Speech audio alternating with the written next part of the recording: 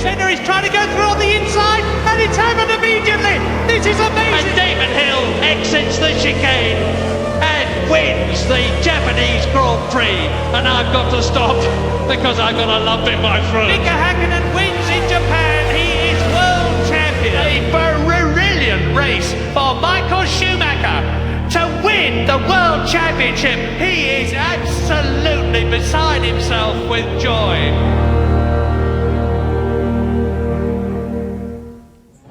And thank you very much for pressing the red button and joining us here on the F1 Forum. Just to give you, in a snapshot, the way that the weekends work here on the F1 programme. Eddie, for some reason, has got a microphone stuffed down his top and is playing with chopsticks, whilst David is over there inspecting tyres, working out quite how heavy the degradation and the graining was. So that's just a little idea. First of all, Eddie, what are you doing? Jake, you did such a miserable job yesterday with your chopsticks. I want you to, by next year, be able to work both hands, both fingers, all together. Okay. And you can. And instead of spraying all my shirts and all the other thing that you did during the dinner, maybe we can have do it with some decorum. Right, sounds like a great plan. Thank you for sharing. And thank you for pressing the red button as well. We would love your tweets, we would love your emails. The Twitter is @JakeHumphreyF1. The email address is f1@bbc.co.uk. And let's head over to David, who's busy chatting away to various McLaren personnel and looking at tyres. Go and find him, Matt. And David, perhaps explain to us what you can see and what you've learned. Well, I think this is a great example. Here's the prime, the harder of the tyres. Look at that surface. Beautiful. Lovely.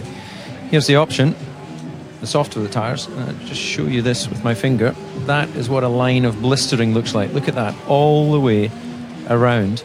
And I reckon, with this being a circle, if I keep travelling, I'll be back at the beginning. But I can't go there. I'm not that skinny. But that's what blistering looks like, and that's what the drivers complain of. They lose grip, the chemical reaction melts the tyre. And can you explain to us why that would have been in a perfect circle around the tyre? Because that's obviously just a localised hotspot. Speed of the tyre, can you imagine when it's running up through Dunlop or through 130R, and it just absolutely puts, well, that's a new tyre, so that's what it should look like. This is a great example here of a tyre that's had a few laps done on it compared to what the rubber's like when the driver gets those put on. Yeah. And how lovely does it feel in the middle of a Grand Prix when they put those brand new tyres on your car? It is the best feeling for a racing driver ever when new tyres go on the car. That's why qualifying is such a beautiful moment. But in the race, you come in, you know that your fuel's coming down, you know that your tyres at the end of their life, they bang on a new set of tyres. And on the outlap, it's like heaven. The grip improves, the balance is beautiful. And the question is just how many laps does that last? What I'm fascinated by, in years gone by, when we did see blistering, they never looked like that. Actually, there were much bigger potholes and stuff, and to see it almost, it's perfect, isn't it? A semicircle or a circle, in fact, right around the tyre. It's very unique to see it like that, David. Yeah, it has changed. You're right. There used to be more chunking in the past, but it's obviously just the way Pirelli do their construction and the way they do the rubber. It's very easy for the driver to see that in his mirrors and know that he does have blistering. There's no real risk of the tyre failing, of course, because it's just on the surface. There's a belt that sits below the upper surface of the tyre. If you started seeing bits of canvas, or it's not canvas nowadays, it's Kevlar and all the rest of it. Yes, it's far more technological. While we talk, let's walk over to the pit wall, because I just want to see the marshals walking up the pit lane here and waving at the fans who are giving them an equal amount of love back in return. And we've seen this all weekend at this Grand Prix. Such passion for Formula One, such a love for the fact that they're here, and everybody has got a smile on their face. They love being at Suzuka.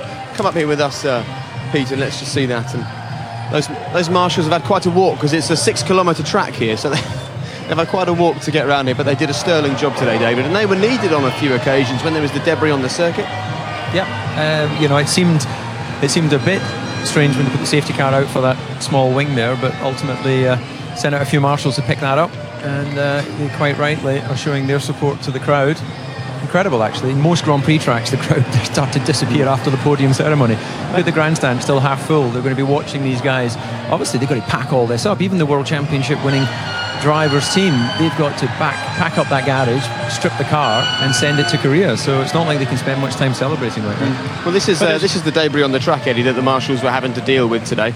And I suppose people were saying, well, it takes a long time for them to bring the safety car out in this situation, but you have to give the marshals the opportunity to try and clear it first, don't you, before you disrupt and interrupt the race? Well, I think there had to be other debris somewhere else, because the safety car, for me, seemed to be out for too many laps, but then you never know the reason why. There was a bit of backing up and they wanted to make sure that it was all done. It actually added to the spectacle, let's be very clear. This, let's not forget, it is a show. It is a sporting show, but nevertheless we want to get the best out of it as we can. And if the safety car is going to go out, you might as well be sure that it's entirely safe. And if it does build up all the cars together and back them up and make a better spectacle, who's to blame them? Well, I remember running across the circuit there in 1996. I dropped the car in qualifying, and you had a spare car in those days. So I was running back to get the spare, and the marshals were waving at me to tell me I could cross the circuit. But when you look back up at 130R and cars are coming through there at 195 miles an hour, suddenly you feel like you're running in treacle as you run across an open racetrack. Well, we saw in Canada, didn't we? The marshal slipping over as Petrov locked up and was flying towards them. Well, we're going to hear from Paul di Resta at this point, I think, because it's been a bit of a tough weekend actually for Paul. He came in, he wasn't feeling particularly well. We could see in the post-qualifying interview that Lee did yesterday, he could hardly speak, and he was saying to Lee actually he doesn't know whether he'd be using his radio during the race because you have to project a certain amount for the guys in the pit wall to hear you. So how's he feeling? How's he reflecting on a finish outside the points here in Japan? Here's Paul di Resta. Well, Paul, I know you weren't feeling great before the race. How are you feeling now? I'm okay physically, not too bad. My voice has went a bit worse, but no, I think the safety car just spoiled it a little bit for us, because that was our strategy. That was our fastest part of the race, where we had to pull a gap.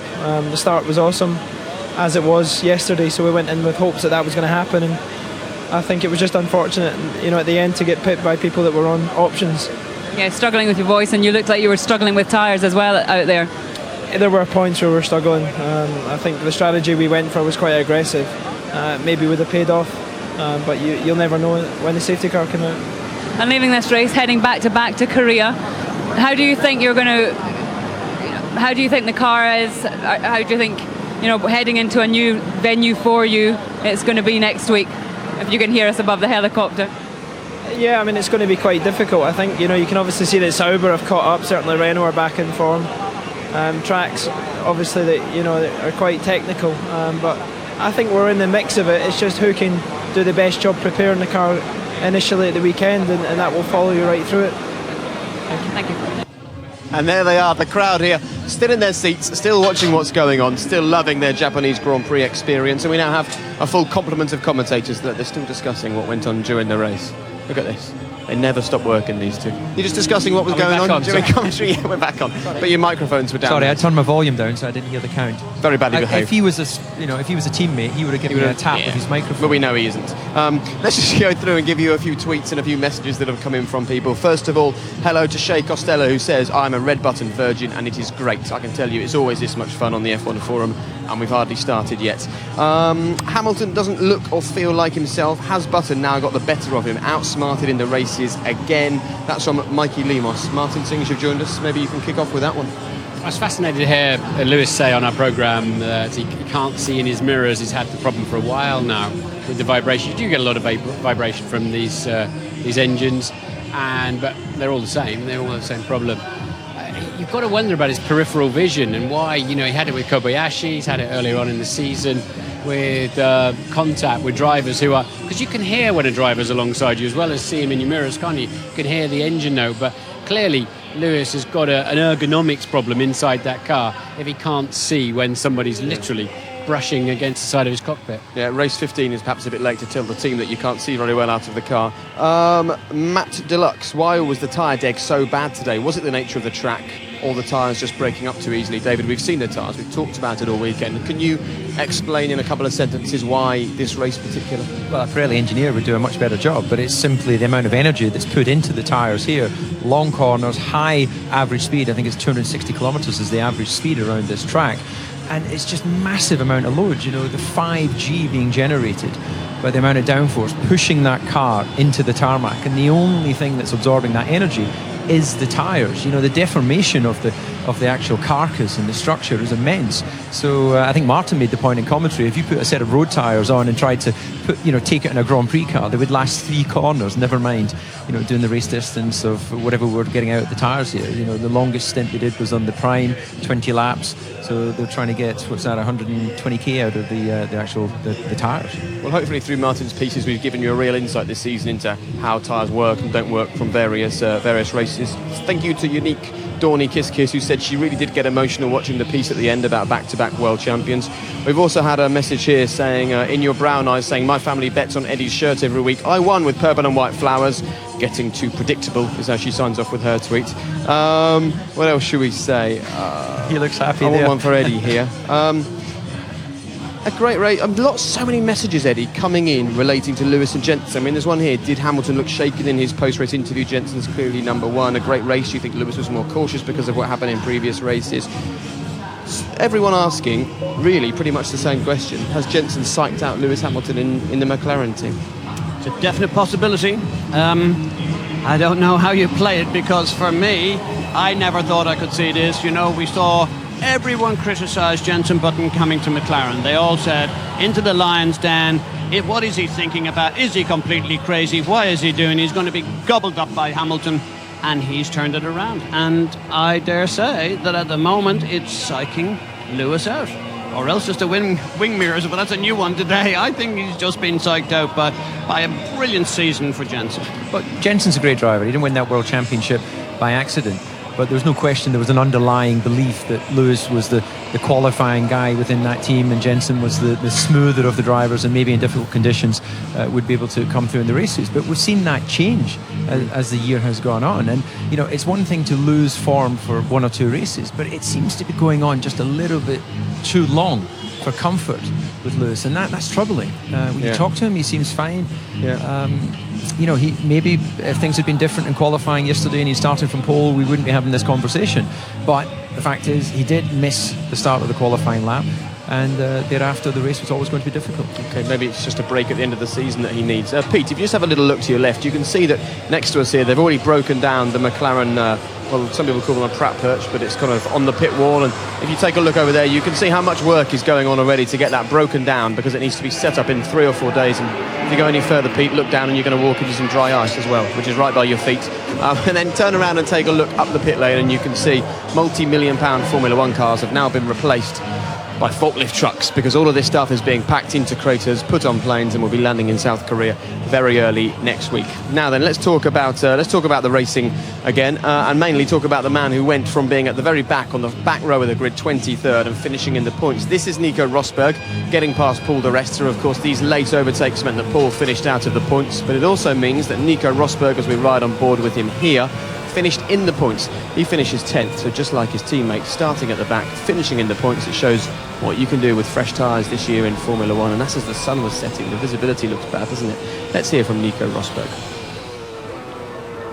Nico, you said you were going to work your way up through the field. Did you get far enough as you'd hoped? No, I was hoping to be a little bit further up. I was hoping to be 8th. But no, it's okay. I mean, I'm pleased, because at least 1 point, it's worth something. You know, that all the effort wasn't for nothing. So that's okay. But obviously, in general, it was a bit of a difficult weekend. How did everything play out as you'd hoped in terms of tyres, strategies, cutting through the field? Yeah, everything worked out fine. I was quite pleased. Also, balance of the car and everything, that was good. Not long till the next race, so you'll be hoping for a better one next week in Korea. Yeah, definitely.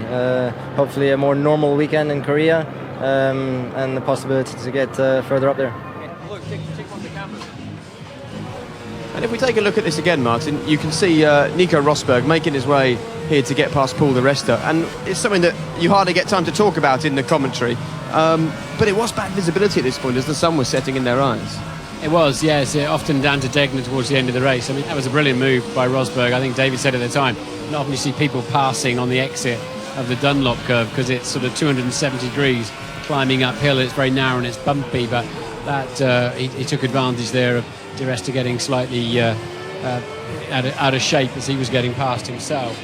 But you know, there was overtaking going on all the way down the field, wasn't it? It was a fantastic Grand Prix. Now, for some reason, Eddie just disappeared off from the rest of us. Thanks thanks, David. Rather large forklift truck coming down here, transporting various parts of the Ferrari. Eddie, what are you doing? Sorry, I just took it upon myself. That is such a shocking sound, isn't it? Honestly, it's not even proper music, even by Red Bull standards. He's not very happy with me, but I'm going to just borrow and we'll show you exactly what it came from. At least it has a Sebastian Vettel sticker on it, so God only knows if it's his. shudder to think if it is. What is Take a going look at on the in poor that guy man's who's head? lost Stolen an iPhone. Is that what you're doing? You're stealing somebody's Stop phone? the music. Oh, he's waving his hand at me. He might be looking for me No, a it bit later on. wasn't a complete hand. It was just a number of fingers, Ed, I think. Well, the good news is, once we've waited for this forklift truck to come past us... Oh, hold on a minute. I sincerely hope it's a lot better than the rubbish that was on here. We've got the full complement of Red Bull engineers turning up now, wondering what's happened to their music. Obviously, the breaking the system down is not Listen, as important as the music. We don't mind you having music. It's just it is the quality of the music that's the problem. What can you say? Old timers, all retired now, so yeah. Trying to bring in a new generation, mate, you know. What, the Sebastian Vettel generation? Exactly, yeah. Okay, now tell us, and be totally honest, okay? We want to know, how long have you had these T-shirts made up for? I can't say. I don't know, to be honest. I think probably fresh this week. It's only 1 point, wasn't it? So it's always going to be doable. And how does this compare for you guys? How does it compare to winning the title last year, to do it now back-to-back? I don't think you're ever going to feel the same as winning the first title. You know, it's fantastic, but to win the first title, you'll never get that feeling back. I think it's going to be the same for Sebastian. I think it's the same for everyone. But you just keep pushing, don't you? You just want to continue to win it. What is that on your elbow? Is this... A little Japanese lady gave me a tattoo for good luck, so... Brilliant. I hope you didn't pay much, because it's rubbing off already. Nice to see you both, though. Congratulations. We're delighted you've done so well. And now they've turned off the music, the great news is we can sort of stand here and enjoy the scenes here at Red Bull. And once again, David, the team that you joined right in their infancy, you were there at the beginning. It's now back-to-back world titles for them. Just give us your emotions this afternoon. Well, it's a remarkable journey for them. You know, should be really surprised, though. They've had great funding. They've had some great management. Adrian Newey, one of the most successful, if not the most successful designer in the history of Formula One. And then so many other great people, as the music kicks off behind us again, but so many other great people involved in this process. And it's all credit to Red Bull that they've been able, without the history of the great teams like McLaren and Ferrari and Renault and all the others, to achieve this success. And I think what we have now is some Japanese marshals showing their appreciation to Red Bull and their success. They obviously like the music. This is brilliant. Eddie Jordan, David Coulthard, Martin Brundle and myself clearly don't like it, but the Japanese marshals here at the track clearly do. I'm not sure about the relevance of the Big Bad Wolf. I think this is something to do. Eddie, ever the showman, getting the crowd going. Listen, if they're all sitting over there very somber and you've got these lunatics here jumping out of their skin, what do you expect? They're going to start sometime, aren't they? Look, everyone's happy. It's great. And the grandstands are still full up there. The fans are enjoying this as much as we are. And I'm sure they'll be enjoying seeing the car getting broken down, put back in a box and transported off to the next Grand Prix. But one man who's been instrumental in Sebastian Vettel's career and Red Bull's success has been Helmut Marko, and we can hear from him now. Well, Helmut Marko, you've already got the T-shirt. Show us, it's very pretty. And tell us the job he's done this year, Sebastian. He did a brilliant job.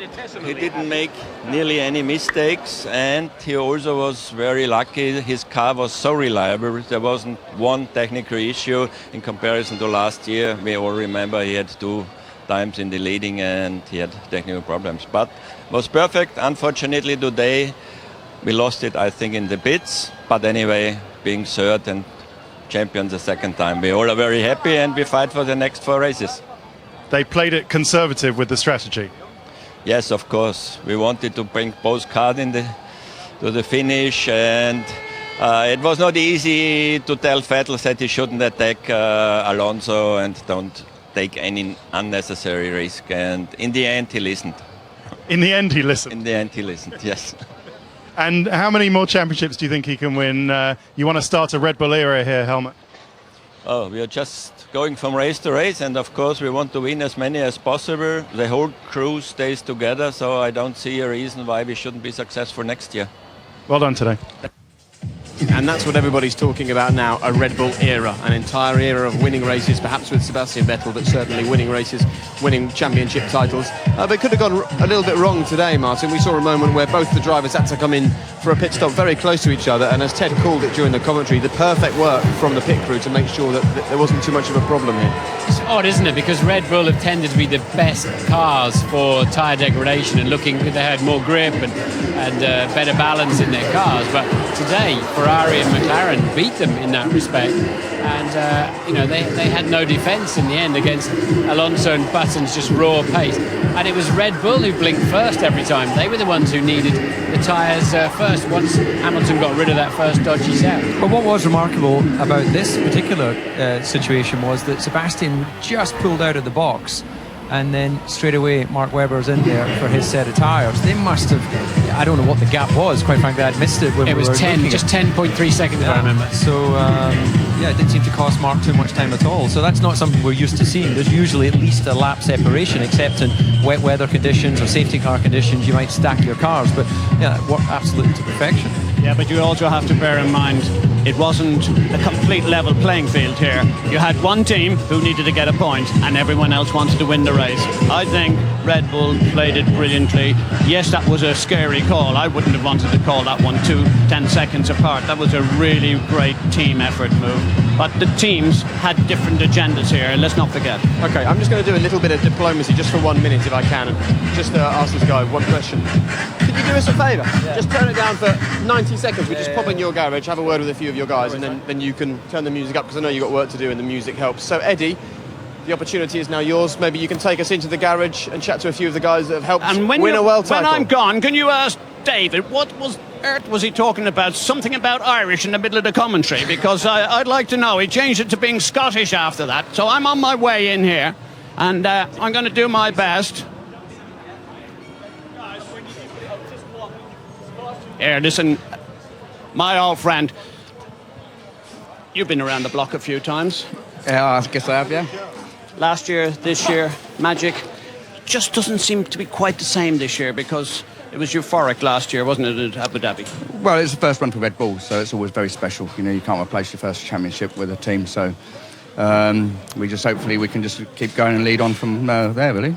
What made you come to terms with leaving a championship team like Benetton to come and start up here, and say, what gave you the inspiration that you could aspire to such greatness here? Various reasons. I think I was there for 17 years, lucky enough to win championships with Michael and Alonso. I just wanted a new challenge, really. So I wanted to go and help another team, really, and see if I was worthy of it. Or you're very modest. I think having been double champion now with Vettel, and of course, as you rightly say, with Alonso and Schumacher, you must have actually your own little plaque of memorabilia up on the wall. So well done to you and your team. You've done a remarkable job all season long. Thanks, Eddie. And David was just making the point how great it is to see what goes on behind the scenes. And you know your way around there pretty well, David. Do you want to explain to us what we can see from here and what's being done out the back? Well, normally we've got this facade up that stops all of the, it's sort of like a team of working ants behind there, isn't it? We only ever see front of house where the cars are. But you can just see it's a bit like a tip of the iceberg at the front of the garage. We've got 2/3 of this garage is all set up with working spaces. We're going to see where they would be doing calibration checks on wings and all that sort of thing. And of course, they've put in a hard weekend. They've not won the race, but they've won the Drivers' Championship. But they've got to now get a move on to get all this packed up into the freight and off to the next venue. So long hours for all the boys and girls of Red Bull Racing that are out here. Well, perhaps that's part of the reason why they're not jubilantly celebrating. They've actually got an awful lot of work to do before they go to the next race. Now, this is incredibly light. It might look like metal on the television, but I'm sorry to say it feels rather plastic in reality. How important will this trophy be for Sebastian Vettel? Will this go on a shelf as the trophy that meant he wrapped up the World Championship title? I think the fact it's sitting there by itself, all by its lonesome, means that it doesn't mean too much. The championship means a lot. He's looking for victories. Third place is not really on his radar anymore, and otherwise I think he'd be hugging that right now. Not necessarily the fact that that's third place, but the fact that this was the third place that secured the title. Well, yeah, you can say that. Doesn't matter how you work the additions or the mathematics. The fact is that he had to the final hurdle for him was the 1 point. Look, he got onto the podium. It's done and dusted. I don't think he cares about trophies. He now is in a different mode. He is, in my view, Michael Schumacher, the greatest champion ever in the history of Formula One with 7 titles. Can I ever beat that? That's his focus. I'm sure that's what he's going to drive himself onto. Germany have now won 9 World Championship, German drivers, but that puts them second in the second in the league, behind British drivers. Yes, actually. Good. 14 championships. Great. So we might have a stressful 5 years then, might we, if they can win the next 5. So there was English world champions, Scottish world champions. British, we're now Is getting it an into Irish? this. Oh dear. Oh dear. I'll have to call the question my great friend John Watson. Of course, he's British as well. So anyway, you were about to explain. What was this carry on about? Something about Irish in the commentary? No, I think that Jake had a link actually. Ah, was it? Okay. Very clever. Right, while Sebastian Vettel chases Michael Schumacher's record, Mark Webber is chasing Sebastian Vettel, and at the moment he just can't catch him. Let's hear from Mark Webber. Well, Mark, I would imagine it's difficult to go well in a race when you've got a shark's bite out of your front wing. Just tell us about that with Michael. Yeah, obviously it was a crucial part of the race for me to try and come back through. So, yeah, we made a little bit of contact, but you know, he knows all about that anyway. From years gone by, it happens. So, anyway, got away with it. Obviously, there was no passing on track today, so we had to do it all around the stops, and that's the best we could do from there. You know, to jump Lewis and Felipe. I think obviously the safety car would have been nice, having the field spread out to maybe have a look at Fernando around the stops, but around the penultimate stop. But I think when the field bunches back up, obviously then you have to go through the Michael situation again, so it's hard to undercut people. So in the end, it was a reasonable result. I think congratulations to JB. Obviously it's his second home race in many ways, so good to hear him, and also congratulations to Seb on the world title. Well, let's have a look at one part of the race from Mark Webber's angle, and this is Mark getting past Adrian Sutil. It was kind of a mixed race for Mark Webber. He showed some decent pace at times, but again, away behind his teammates. Well, he was indeed, but he wasn't able to clear the traffic, and then this was a very brave, but in the end, clean move down the inside to 130R. This track's incredibly narrow, so arriving there at just under 200 miles an hour on a tight line would certainly get his attention. Mark's put in some great drives this year. It just hasn't got the rub of the green. It just hasn't quite worked out. But I think now he'll be just wanting to close this season, try and get a win if he can, because remarkably he's not had a win, and then go away and regroup for next year. Yeah, he only finished 8 seconds off the lead, Mark Webber. He had a very strong Grand Prix, but unfortunately for him, that was 4th place. But still, Eddie, no win this season. His teammates picked up 9 of those. His teammates the world champion. Mark's not even won a race. Well, I'm not sure what the real answer to that is. He has a new contract. He seems happy. I won't say it was lackluster today, because 8 seconds behind the winner is no mean feat, particularly around here. But he just isn't putting himself in the same situation as Sebastian is able to do. Sebastian seems cooler by the whole thing. I know we asked Christian were the two noses the same. So for sure, the drivers are being treated fairly, equally. And from that point of view, on the face of it, Mark's not as quick. Okay, and David wasn't being rude by looking at his phone. You were looking at stats and facts from the race. Did you pick up anything interesting that leaps out there? Yeah, I think it's... let me just call back on here. Vettel in 3rd place was his worst ever result at Suzuka. Poor boy. One here. His 33rd career podium. Jenson Button sets the fastest lap for the 2nd consecutive race, confirming that McLaren and the next are line? there. And it's only his 6th fastest in his career, remarkably, when you consider he's a world champion. And then there's a whole bunch of other situations. Both Lotus cars on the lead lap for the first time since they came back. Very impressive. Very good effort from Lotus today. Strong race from Perez once again, not feeling well. I want to say a special note about Perez. We questioned whether or not he should be allowed race. He was looked in such bad physical condition himself. He had a very big fever. What a remarkable drive that was back to where he was, 8th place. He does it every time on a circuit like this. I hope we get a chance to look at Jenson when he backed the pack up. I know Ferrari were a little bit unhappy with something that was said to me as I was trying to find you guys from the combox, and Jenson was back the pack up quite aggressively, didn't he, on the restart? Yeah, we can take a look at that in a bit. I'd like to have a look at that and the run down to the first corner. Sure, but first let's stick with Perez's teammate Kamui Kobayashi, because of course today was quite an emotional day here in Japan for Formula One and for the fans who were gathered here, because it was only a few months ago that there was the earthquake and the subsequent tsunami that killed almost 16,000 people in this country, and Kamui Kobayashi himself personally brought the Fukushima Girls Choir here to the race. Fukushima, of course, was the city that became the focus of the world after the incident and the issues with the nuclear reactor there. They performed beautifully. We'll listen to them for a couple of moments, then we'll hear from Kamui Kobayashi.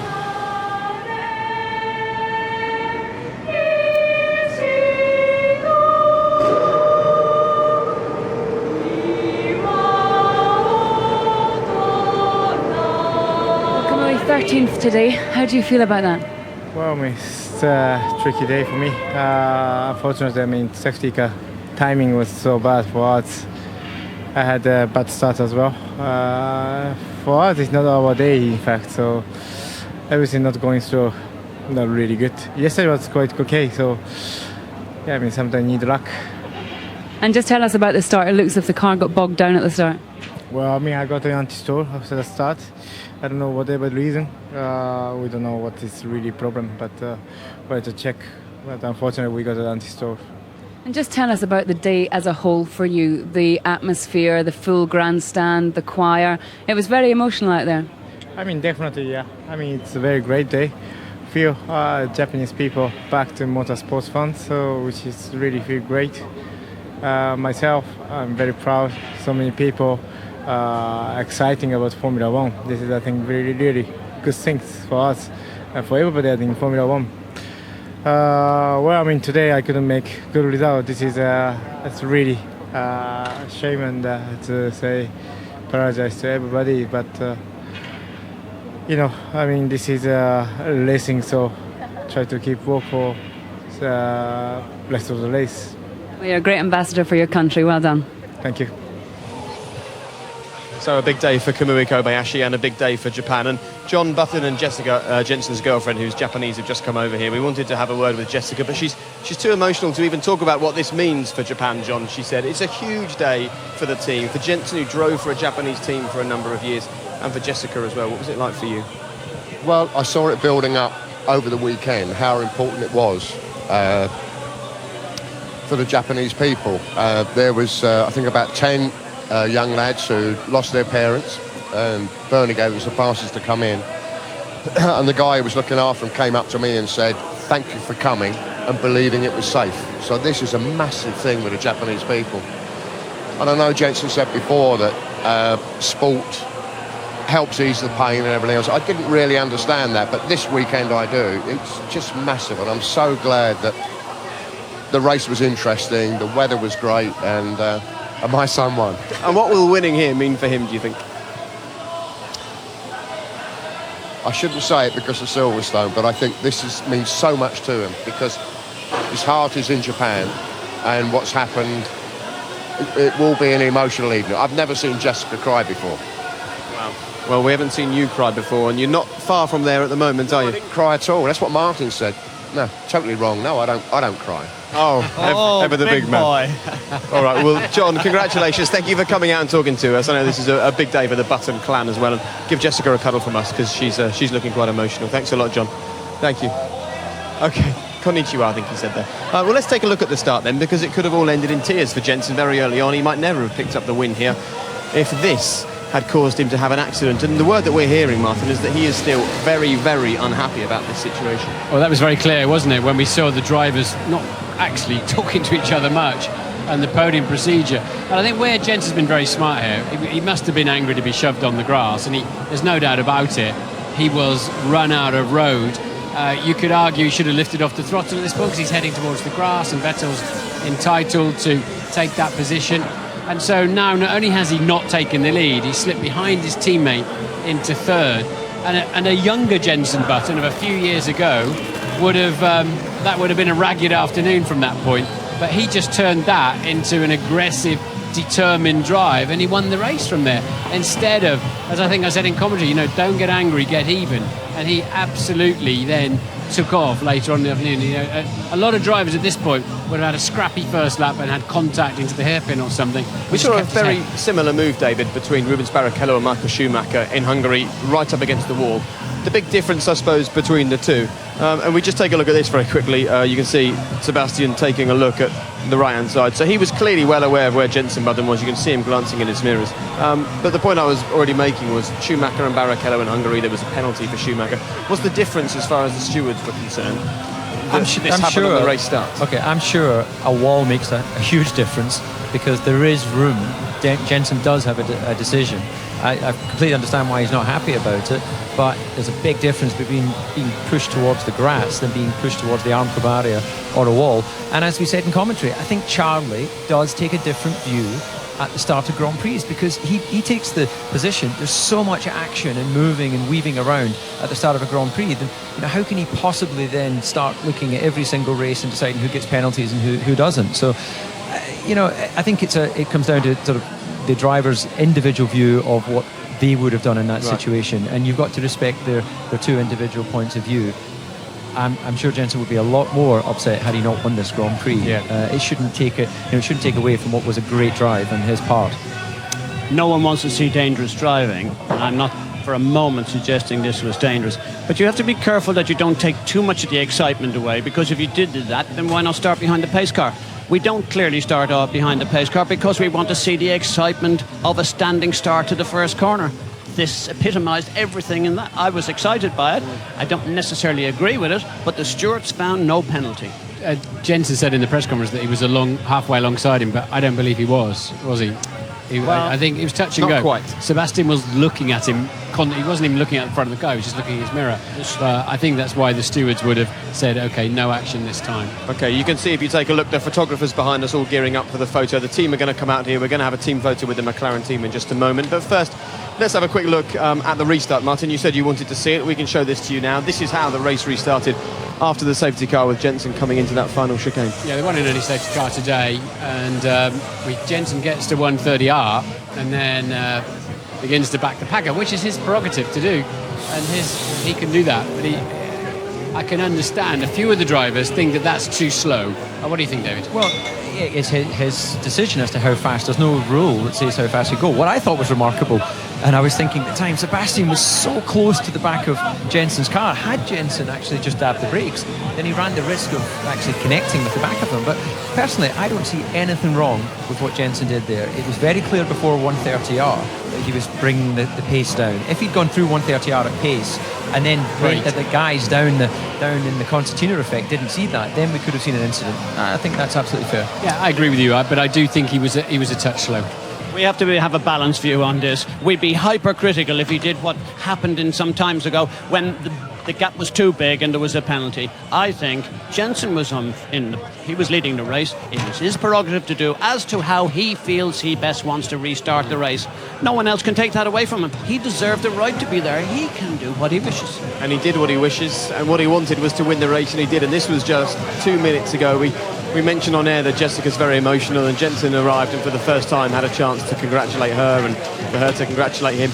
A beautiful moment, and with all the photographers and everything that's going on as Jensen sits down or prepares to come out and sits down behind us, this is almost reminiscent of Brazil 2009, David. It's quite something, isn't it? That's fantastic. I was a tear in my eye watching him hugging Jessica there. It's a beautiful moment. You know, she's wearing the #1 hat, and there'll only be 19 of those handed out this year from Pirelli. You can't buy those in a shop, so he's obviously tossed that down to her from the podium.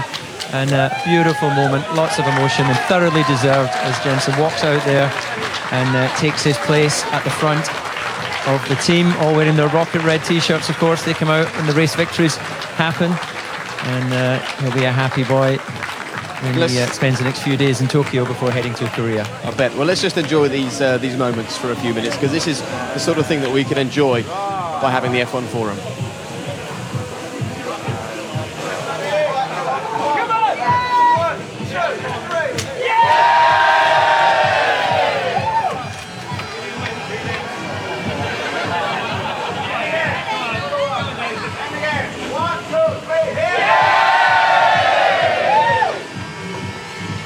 And the new international symbol for winner is what Jensen was demonstrating there. How much will it mean to this team, Eddie, that at the end of this season they could potentially be the only team that were able to beat Red Bull? Well, on the face of it, it looks like that's the position that's going to play out, because McLaren have upped their game. We were all super critical, I remember, at the beginning of the season. They had, by their own standards, a pretty awful car.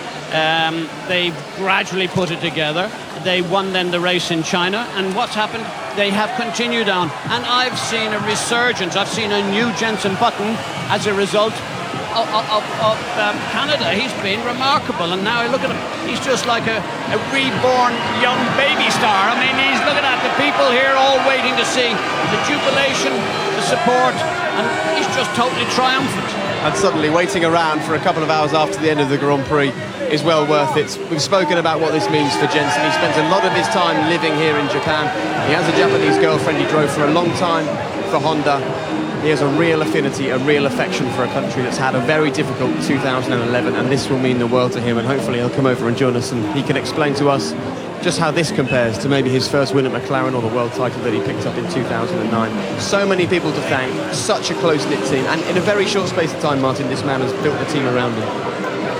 Yeah, I think his credibility and his standing in the sport is even significantly higher than it was when he won the world title, because he had a very strong car that year, but now he's just getting the job done in the face of even stronger competition with Red Bull, and he just seems to be getting better and better. There's no doubt about it. Well, let's get his thoughts on this race.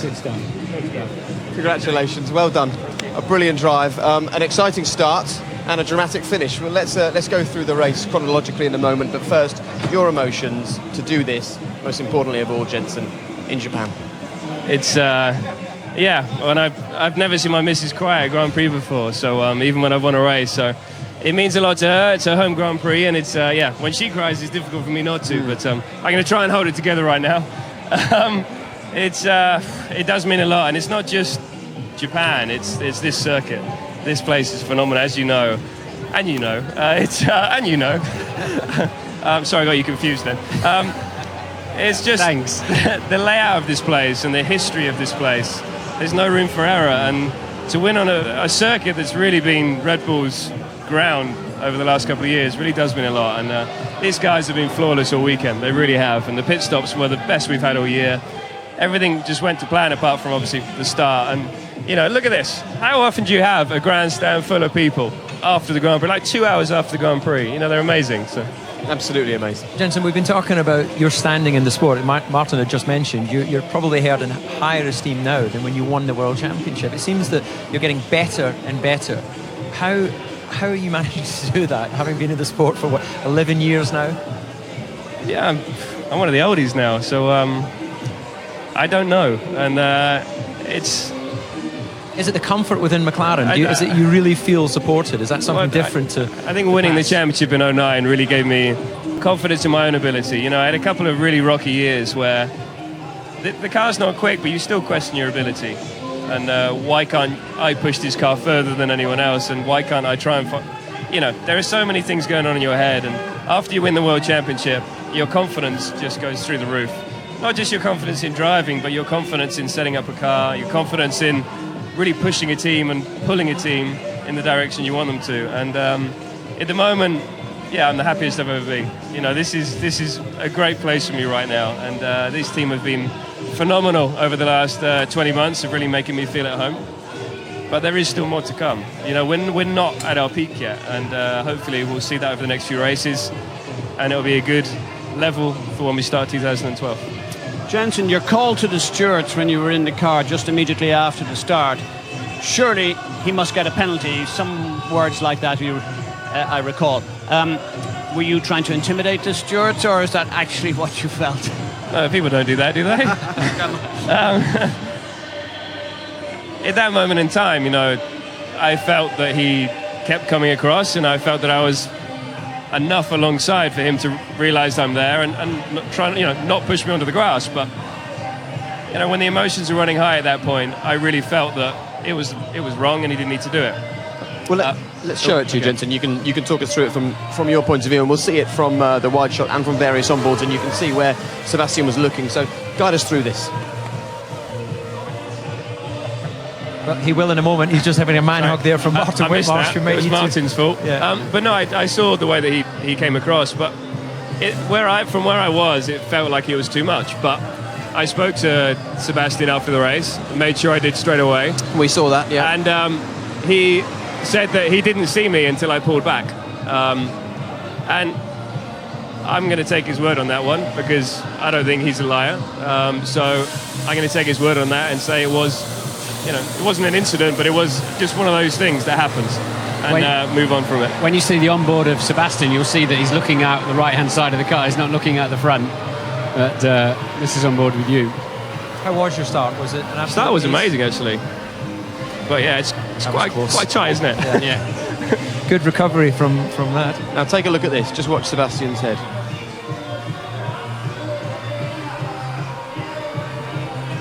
He's obviously got a very big blind spot on that side, I guess. Let's move on from that. Well, actually, your teammate said in an interview after the Grand Prix that he can't see in his mirrors. Yeah. So how are yours? They're not bad. I mean, they do vibrate a bit. I would have seen a big silver car on the inside. But anyway, let's put that behind us. You know, I think... Well, like back in Canada. I definitely can see how... It's not raining, Martin. Come on. You can't throw that one at me. But fair point. I think, you know, there's a negative there against Sebastian. But I think Sebastian this year has been phenomenal. And he totally deserves the World Championship here. You know, he's been given the equipment to do a good job. You need that, but he's delivered, and he hasn't really made any mistakes this year. He's been phenomenal, very quick in qualifying. His worst position is a 4th. How many drivers on the grid would dream to get a 4th? And he's been on the podium every race except for one, and he's done a fantastic job. And that's why it's great beating him here on a circuit that Red Bull's been very strong in the past. And obviously he is at the top of his game. Sweet revenge then when you came out of the pits in front of him. I bet there was a yell inside the crash helmet there. Yeah, I definitely didn't look in my left-hand mirror. If he was there, I don't know what was going to happen. But no, you were ahead of him. You were comfortably ahead. Oh, really? Yeah. But no, you know, I think over the last few races we've really improved in our pit stops as well, because Red Bull are very strong. And for me, you know, they've done a great job this weekend, and that proved it. That, you know, coming out in front of Sebastian. So our pace was there all race, but it was just using it when we had to and when it was necessary, and I think we judged it just right. And towards the end, as you were being closed down and the gap was getting smaller and smaller and these two were getting more and more excited, were you completely in control? You knew exactly what was happening there? How was the car feeling? Well, you know, I wanted to put on a good show for the fans here. Thanks for that. Yeah. No, it's never that simple. You know, I was looking after the tyres. You know, we were always worried about blistering. I was also looking after the car and the fuel.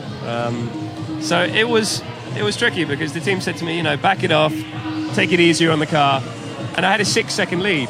I missed the pit board once.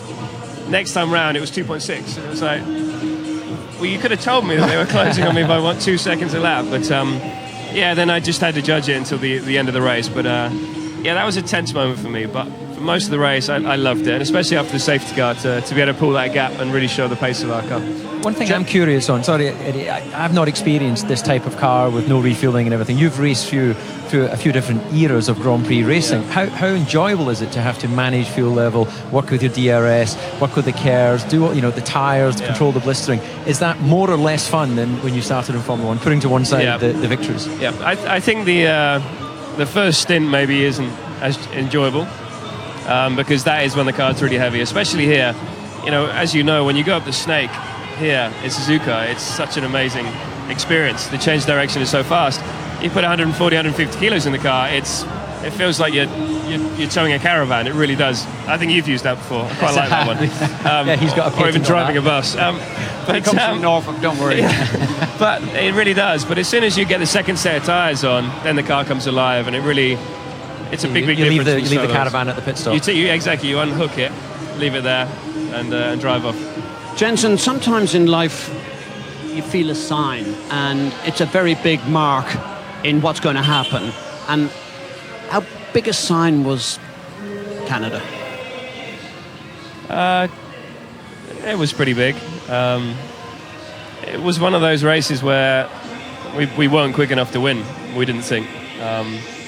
But in those conditions, I loved those conditions, and I think the car was working amazingly well in those conditions. So that was a good moment in my year, definitely. But this means as much to me as winning that race. It really does. And winning from the front, you could say, is boring, but it's something that I haven't done for a little while. So winning from second on the grid, it does mean a lot to me, and this is going to happen hopefully a few more times this year. And as I said, the championship's over this year, but we're going to go for wins every race we're in. And I think if we do that, we have a very good base for 2012. And we don't want to think, obviously, that far ahead. We've got to live in the moment, enjoy the moment. But there's something in there that's always looking forward to the next time you can really fight for a world championship. And it's over this year. Okay, well, I think Tokyo better watch out, because there's some fun coming his way. Thank you very much. Thank you for coming and joining us, and I think, thank you on behalf of the Japanese fans for the drive today. We'll let you go off now, give them one last wave, and thank them for their support. You said on Friday when we spoke, you don't care about being second in the championship or beating Lewis Hamilton. Wins is what you want for the rest of the season, and that's not a bad way to start the last few races, is it? It's not at all, and as I said before, I'm auctioning off this helmet race-winning helmet from We said, Suzuka. I said if you win the race, that'll be worth quite a few. So hopefully it will be, and we can raise some good money. So. Wonderful. All right, congratulations. Thanks for that today, and we'll let you go and do everything else you need to do. But thank you very much, Jensen. Well played. The race winner. I'll pay €1 more than your highest bid. All right, really? As long as it's not more than €10, because he doesn't spend much on anything. Thanks, Jensen, and there he goes. Look, another fan desperate for an autograph, desperate to speak to him.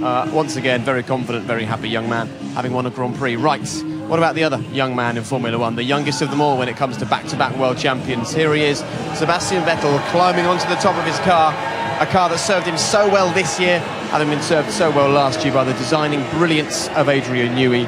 Sebastian Vettel is the youngest ever back-to-back Formula One world champion. Here he is, running around to celebrate with his Red Bull crew. David and Martin made the point that you're not really allowed to do this, but you know what? Considering the circumstances, I think we should let him off. He has been phenomenal this year, and he's talking to Lee McKenzie. Sebastian Vettel, 2011 world champion. How does that sound? Good, not bad. I mean, now you are allowed to say it. So obviously a lot of people have been, quite confident on that. But I think one of the important things really was that we didn't allow us to, drift away with that thought too much. We really stayed present and, really concentrated on every single step. So incredible, everything we did this year, everything we achieved as a team. Hi to Milton Keynes, to all the guys in the factory. It's not just us on the track pushing very hard, it's those guys as well. And every single one, from post office to design office to engineering office here on the track. I mean, it's incredible. Hard to imagine, that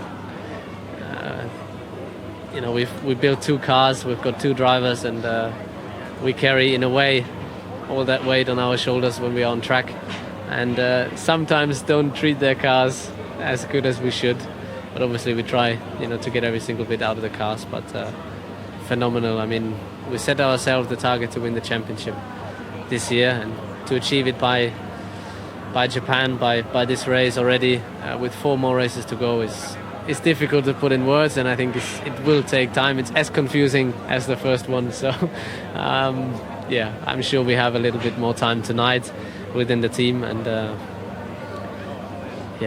rest of the season.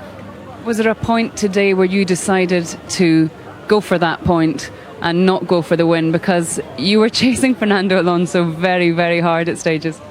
Yes, so I wasn't thinking about that. To be honest, I wasn't thinking about the championship at all. And I tried to get close to Fernando. I lost connection a little bit after the back marker we had to pass. I think one of the virgins. There aren't many virgins in Formula One, but anyways. Sorry. Where was I? Yeah, so I lost a bit of the connection to Fernando, which, obviously it was hard to get back again, because I was benefiting from the tow and from the DRS. And especially when I saw Jensen, not slow, but we were closing in on him, I thought, this is going to be fun, the last 4 laps, and, the victory is in sight again. So I was hungry as I ever have been, and, going for victory, throwing the car around and trying everything to get close to the guys again. Would have loved the race to continue a little bit more, but that's why it was a bit shocking, when I crossed the line, and that's it. And full of adrenaline, obviously charged to get back to them and fight them, and then all of a sudden checkered flag, and now it's time to realize that we've won the championship. So I think it will take a little bit of time, which I think we will have tonight together. I've got to ask you as well about the start. Jensen ended up doing a little bit of rallying on the grass. Just tell us your point of view. Yeah, ask Fernando. I think Formula One cars can go on grass with 2 wheels, but I didn't mean to push him on the grass. Initially, I thought I had a very good start. I knew that it wasn't perfect, but I thought I had a very good start because I was pulling away from Lewis. And, when I stand in my box, when the lights go off, I can't see Jensen. So the reference really is, after I've done my bit, is Lewis. So I thought, maybe Jensen didn't have as a good start because of the dirty line, or the dirty side, if you may say so. The right-hand side was in the shadow, so maybe track tempo was lower, I don't know. So I pulled to the right naturally. I think it's in all our blood when you're on pole to pull to the inside, trying to make sure. And then I saw him and saw that there wasn't much room. He was a bit on the grass and had to obviously lift. But I spoke to him straight after the race, and obviously, as I said, there was no intention to put him in danger. So hopefully at the next race I will be on pole again, him second, and then I have a better start, and there's no need to change sides. And when you were a little boy karting at Kerpen, did you ever imagine you would be the youngest back-to-back world champion? I tell you what, I never imagined that I would win the world championship and the second world championship, and Michael drives past me and doing this. I mean, that's really weird, because when I was a little boy, he was already Formula One world champion. So that imagination was far out of sight. So it's those small things that make it really, really special. So I have a lot of good memories back then and today. So I feel in a way quite fortunate, blessed to be able to experience all that. Now it's dark, but we had so many fans today, the drivers' parade, so many excited people to see. The grandstands were full, and that's really one of the last thoughts that I have before I put my helmet on. Life for me and for us, I think all the drivers, doesn't get much better than this. Sunny day, a lot of fans, everyone excited, and to see what you do. So I think that's what life is about, and to wrap up the championship here, which has been the ultimate target this year, is difficult to put in words. It's more than fantastic. Suzuka's crowned many great world champions. Enjoy it. Thank you. Unfortunately, they knocked down the karaoke bar at the hotel, which I saw you as well. Unfortunate for who? Were you a good singer? I don't remember. Well, I was very shy, and I was shocked by the performance the Scots put on, yourself and... I'll tell David Coulthard. Let's probably stop this lovely interview now. Thanks, Sebastian. Thank you. Fantastic. We'll discuss that with David in a minute, just how bad was his singing in the karaoke bar. I'm sure Sebastian was world class as ever, but as we almost get run over by this forklift truck, he's going to take out a few photographers if he's not careful, because just gathering behind me here, you can see the world's media once again preparing for Sebastian Vettel to come here and have his photo taken. But what a beautiful reflective interview that was from Lee McKenzie. Sebastian Vettel, let's quickly relive his 2011 Formula One season where he conquered all. Sebastian Vettel, you are the world champion! The world champion, well done, enjoy it! Yes! Oh, thank you, boys! Unbelievable! If there's a reason why I'm alive, then that's because I want to win the championship. I have proven it to myself that I can do it. So, here we go again. Some people have to learn. It's time to work out how they are going to beat Sebastian Vettel. He's certainly the benchmark for Formula One right now. Some people have to find. Fantastic set, brilliant way to start the year, fantastic.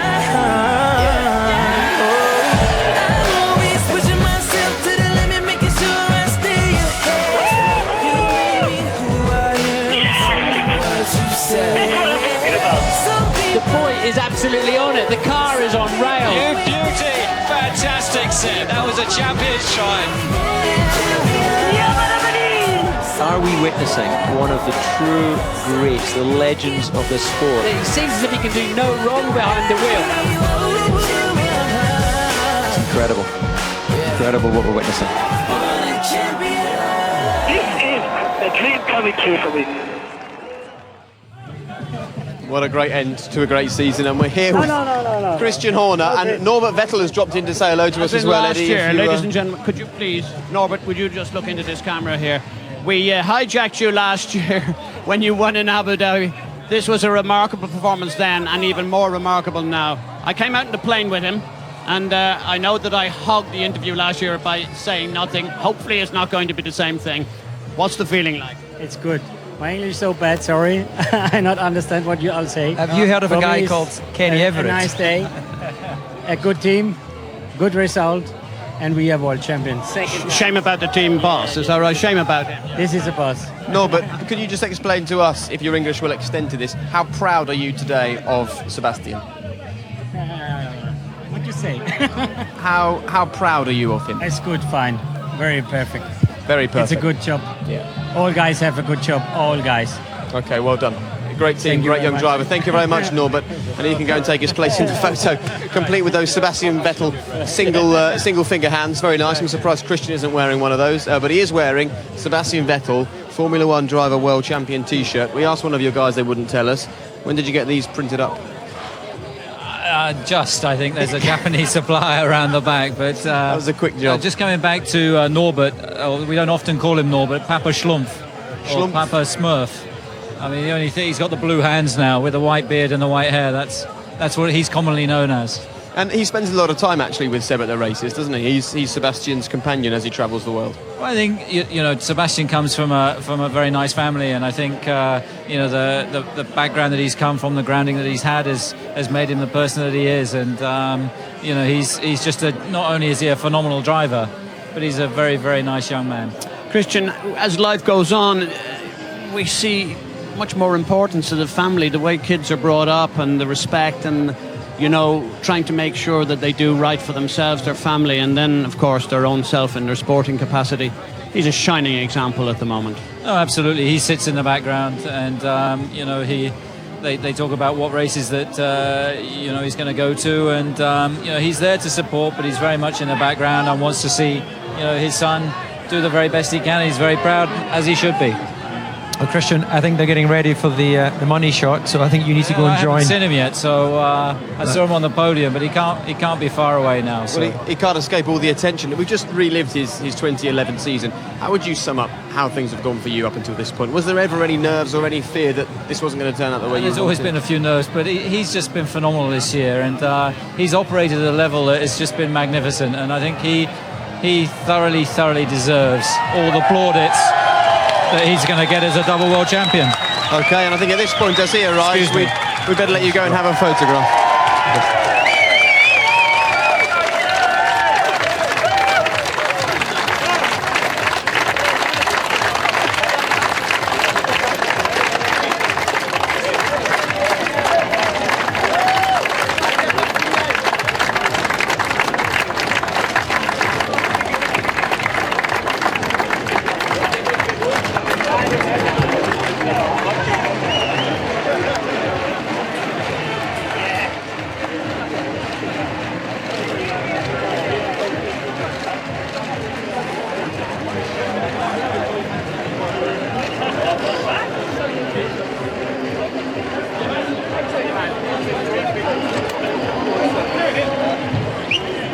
Lovely just to stand here and watch these pictures. Sebastian going around and congratulating each and every one of his team members.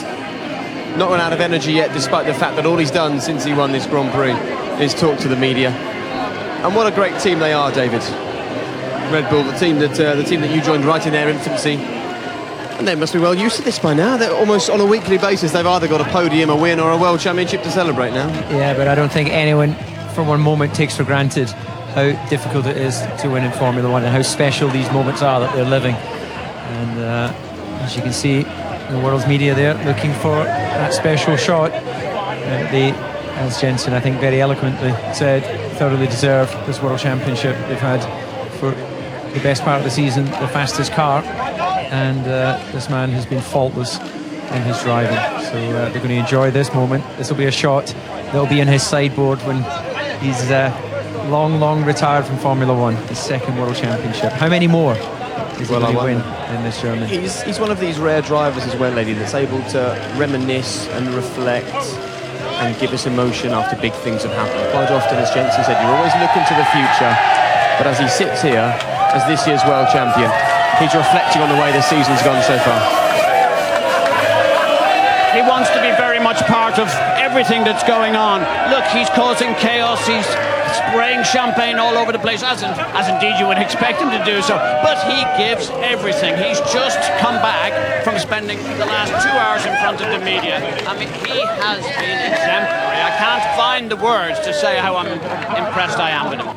Okay, well, he's lost somewhere in a sea of cameras, but again, the grandstand who've stayed behind, they've remained here for an hour and a half after the race to enjoy these celebrations. They are getting an absolute feast tonight. They've already seen Jenson Button. He's been up there. He's shown them the trophy that he got for winning this race. And now Sebastian Vettel is up there as well. And Martin, these are memories that will live a very, very long time in Sebastian's memory. Yeah, and you know what? He's one of the nicest people in the entire paddock, let alone just amongst the drivers. And I really respected him in the unilateral press conference where he was thanking his trainer, Tommy, you know, saying he helped me keep my feet on the ground, because one thing this young man has done through all of this glory and, you know, huge amounts of money coming his way now and success and recognition is he's just remained very grounded. And thanks to this man walking past me now, Norbert, his dad, he's clearly been brought up very nicely, and he continues to be a good person as well as a great racing driver. And all of that, having his feet on the ground, having a strong team around him, having good role models, having his friends at races, it allows him to be himself and enjoy these moments. That's the nicest thing, to see that he's enjoying this. He will be the craziest, maddest person in that karaoke.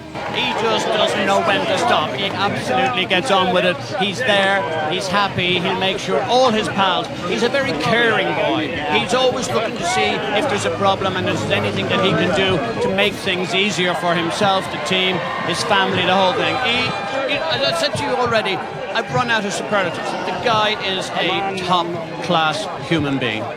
And at this point, we have to give huge congratulations to Matt Bryant, our cameraman, who's managing, despite holding a huge and heavy camera, to scale that fence, get over there and see what's happening, because it looks like Sebastian has made his way onto the track to go and speak to all of the fans and give them a wave. And there he is, dropping down onto the start-finish straight, where the race started for him in quite controversial circumstances today.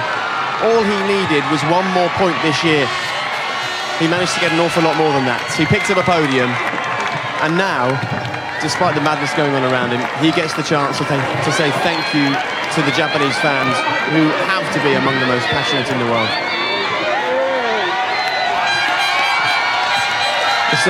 It's typically Red Bull, David. This even beats you being thrown in the pool in Monaco, I think.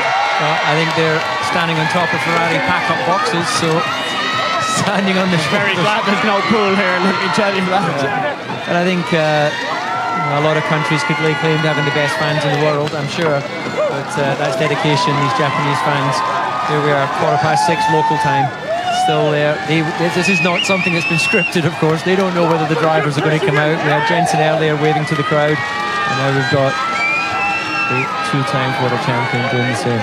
And the nice thing about this, Martin, is that in the past, we've disappeared off, and perhaps at the following race we've told people, oh yeah, it was great celebrations after the Grand Prix. The F1 Forum now gives people right across the UK the chance to see this. Well, I hope they're enjoying it as much as I am. I love soaking up this atmosphere, because it's a very special opportunity, and there's just so much genuine happiness and emotion going on. And, but come Friday morning, it'll be eyes on the prize, and again for the Korean Grand Prix. So they're going to soak this up. It's something I saw Michael Schumacher do, actually, when I was his teammate in '92. He would jump up and down with a third on the podium, and I watched him and I realised that he was soaking up the energy from these great moments, because there's so many difficult days in sport. You've really got to charge your batteries at moments like this, and make the best of it, and remember why you're doing it. And Vettel clearly has learned that lesson from Schumacher very well indeed. Yeah, it looks like we've joined the queue, by the way, to get an interview with Sebastian Vettel. The world's media are mainly still on air, gearing up to speak to him, so we'll do that as soon as we can. But it's such a privilege and a pleasure, Eddie, to stand and see these celebrations, in our very own small way, as onlookers rather than as part of them, to be able to share this. Yeah, but how many tens of thousands of people have converged on this place all through? Look at that grandstand. They are no small grandstands. They are absolutely chock-a-block.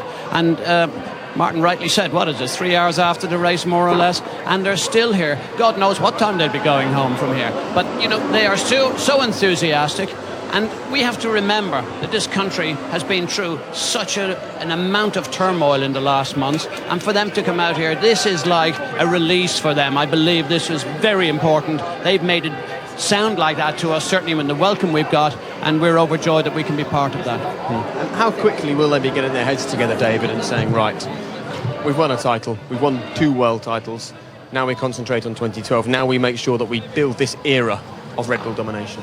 The process will have already started, but I think that this will release a little bit the pressure to have to keep developing and prioritising certain parts of the car for this year. Of course, they want to win the remaining Grand Prix, but I think that instead of pushing forward another iteration of wing to be introduced maybe in Brazil or Abu Dhabi, they might start just turning the focus onto next season. And I think we're going to be blasted out once again by the choice. That's the worst news of all, that music has started again. But they have made everybody raise the bar. We've seen Mercedes in the past week bringing on 2 well-known men in the paddock who are going to try and make their car a little bit faster. We've already spoken to Jensen, who said that this isn't where we need to be. We need to be faster, we need to be quicker.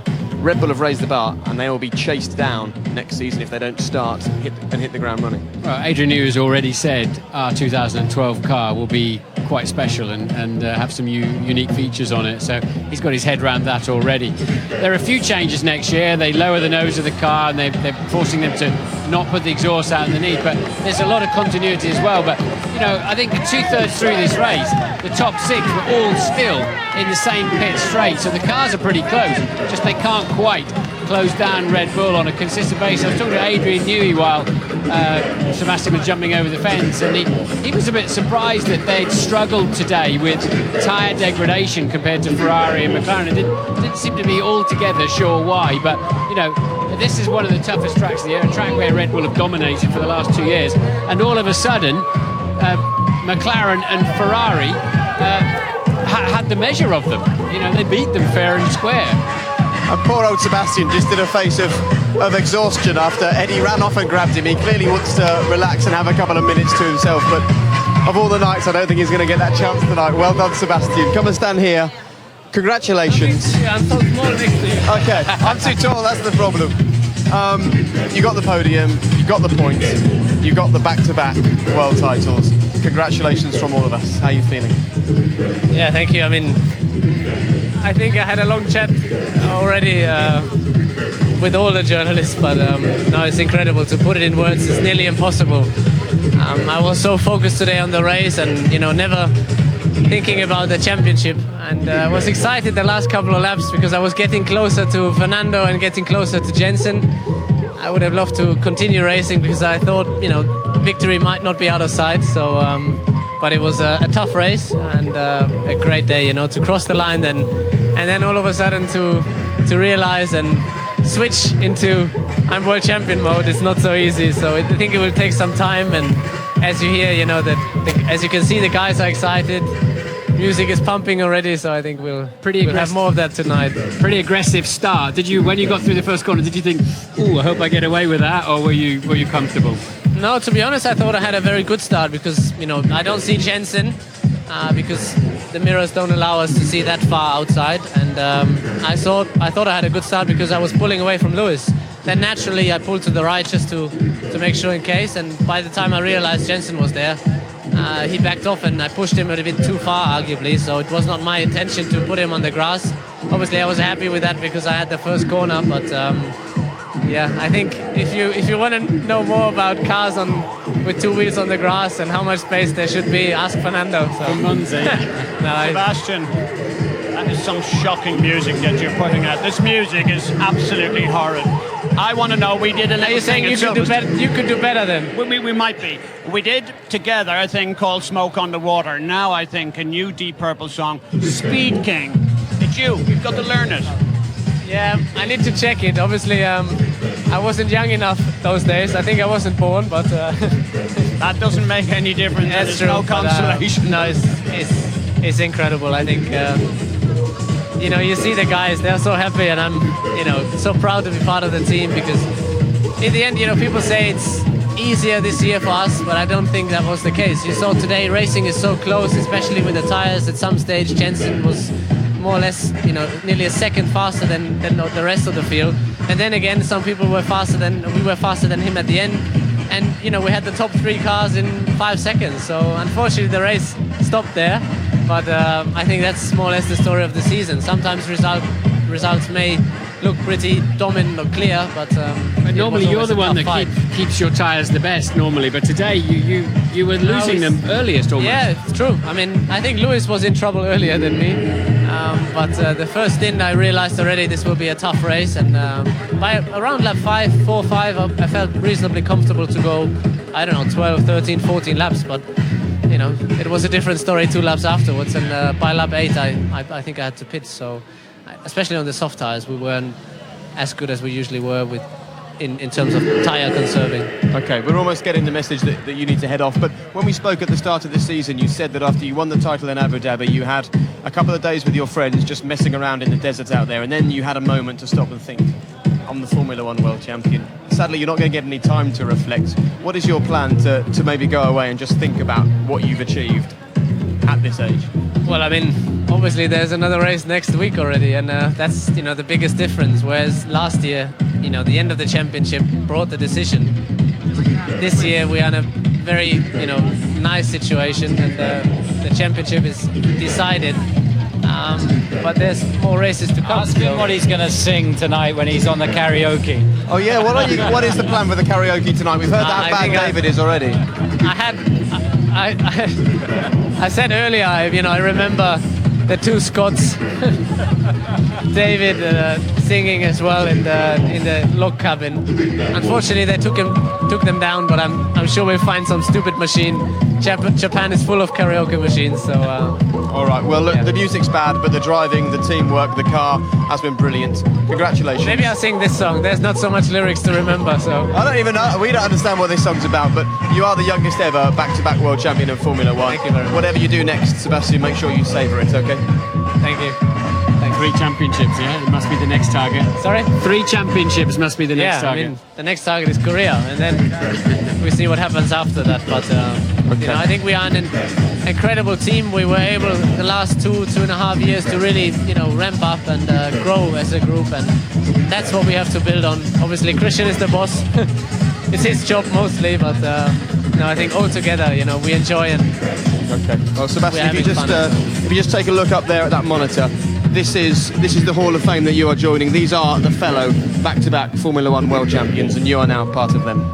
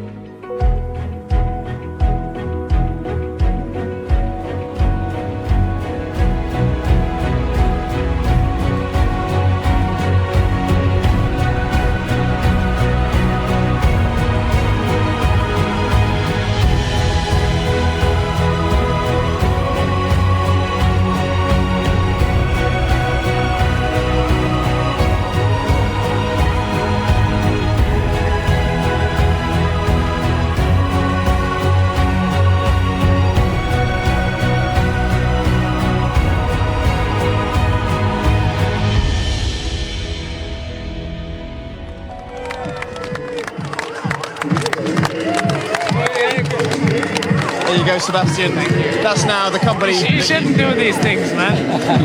Thank you. All right, well, forevermore, that's the company that you're going to keep from now on. So, Sebastian Vettel, world champion, congratulations. Congratulations. Well done. Great. Wonderful scenes. I think we'll leave you with these. So there you go. An amazing race, an amazing season, amazing performances by this man. He now heads to South Korea for the next race as the 2011 Formula One World Champion. Thank you all very much for being here. Christian, huge congratulations to you as well for helping to mastermind this team. Perhaps the final word on the F1 Forum tonight should go to you. It's just been a phenomenal year for Sebastian, and despite the music, I mean, he's just been phenomenal this year, and he's a very, very deserving world champion. He's not only a phenomenal driver, but he's a great guy as well, which is what makes him so popular in the team. Great. Christian, thank you very much indeed. Congratulations, and if you're at home watching this, I think the message is abundantly clear. It's always worth pressing red and joining us for the F1 Forum. Eddie, David, Martin, see you all in a few days' time in South Korea, because Formula 1 doesn't stop for 1 minute. We'll see you there. Bye-bye. I had no illusions that I'd ever find a glimpse of summer heat waves in your eyes. You did what you did to me, now it's history I see. Here's my comeback on the road again. Things will happen while they can, I will wait here for my man tonight. It's easy when you're big in Japan, when you're big in Japan. Tonight, big in Japan, be tight, big in Japan, where the eastern sea is so blue. Big in Japan. Next time on Formula 1, round 16, Korea.